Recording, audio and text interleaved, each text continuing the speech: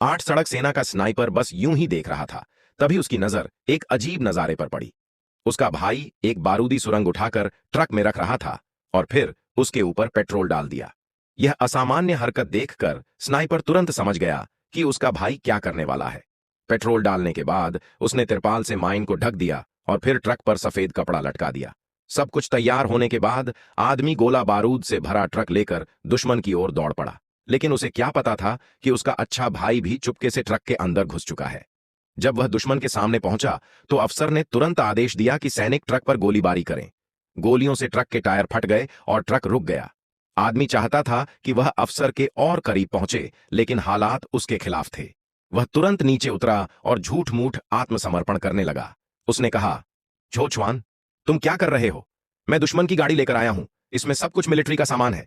लेकिन अफसर बड़ा चालाक था, उसे शक हुआ और उसने बंदूक निकालकर आदमी को मारने की सोची। तभी आदमी ने भावनात्मक चाल चली। मैंने तुम्हें कभी अपना भाई माना था, कम से कम मुझे एक सिगरेट पीने दो। पुरानी दोस्ती को याद कर अफसर ने हामी भर दी। सबकी नजरें उसी आदमी पर थीं।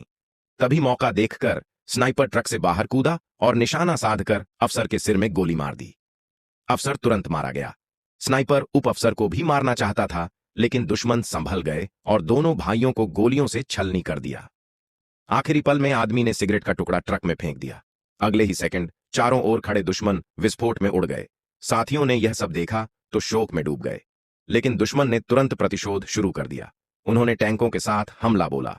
लोहे के उन डिब्बों के सामने आम हथियार बेकार साबित हो रहे थे। मोर्चा टूटने ही वाला था कि एक नौजवान ने पास पड़ी ग्रेनेड्स को देखा। उसने सभी ग्रेनेड्स को एक साथ बांधा और गोलियों की बारिश के बीच टैंक की ओर दौड़ पड़ा। दुश्मन ने उसे मारने की कोशिश की, लेकिन उसकी तेज चाल के कारण वह बचता बचाता टैंक तक पहुंच गया। पर उसके रास्ते में दुश्मन के सिपाही खड़े थे। तभी उसके साथियों ने गोलियां चलाकर उन सिपाहियों को खत्म कर दिया। नौजवान ने तुरंत ग्रेनेड्स टैंक के अंदर फेंक दिए और देखते ही देखते टैंक ध्वस्त हो गया। वह खुशी से चिल्लाया, युएनचांग वुकोंग, मैंने टैंक उड़ा दिया।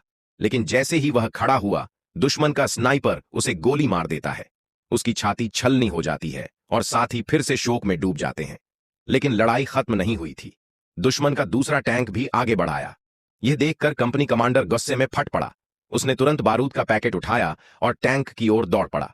गोलियों से उसके पैर घायल हो गए, फिर भी वह रेंगते रेंगते टैंक तक पहुंचा।